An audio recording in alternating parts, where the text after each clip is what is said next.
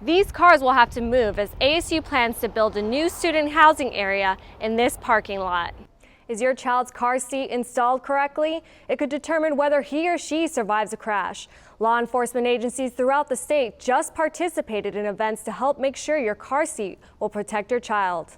There are many reasons why children die and get injured in car accidents each year, but one of the biggest reasons is that the child isn't strapped into their car seat correctly. La manera que pueden ver si hay plomo alrededor de la casa es tomando una prueba de pintura y luego se lleva a un lavatorio.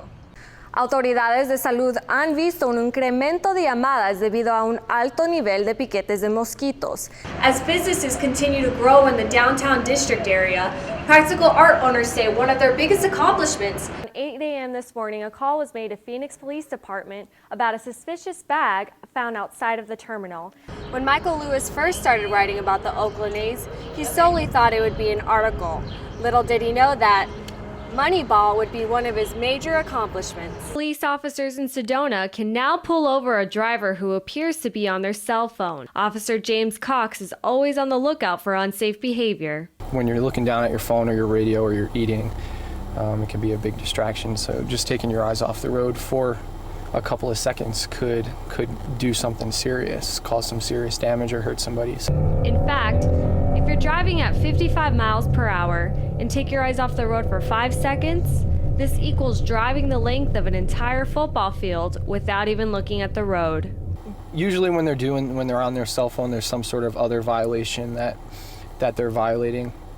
Maybe they're not staying in their lane, they're weaving back and forth, maybe they're speeding or actually going too slow under the speed limit. If you get caught using your phone while driving, officers will be issuing verbal warnings for the next 6 months. Researchers at the University of Utah found that talking on a cell phone while driving quadruples your risk of a crash, about the same as driving drunk, double that risk again if you are texting. Muchas casas en el centro de la ciudad de Phoenix que se construyeron antes de 1968 podrían contener altos niveles de plomo, pero los residentes de estas casas a menudo son inconscientes de los riesgos que esto trae a su salud. Pero en las casas viejitas se usaba el plomo y mucha gente no se da cuenta.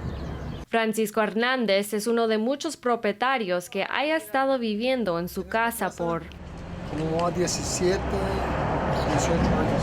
Sin darse cuenta que él y su familia viven en una casa que contiene plomo. Plomo de la pintura y el polvo e incluso el suelo puede ser peligroso para las personas. El plomo puede causar presión alta, problemas digestivos y trastornos nerviosos. Rebeca Larios, directora del programa del plomo, dice cómo el plomo es más peligroso para los niños. Peligros de plomo, lo que pasa es les afecta a los niños de 5 años abajo porque ellos son los que están en la casa gateando, poniéndose todo en la boca.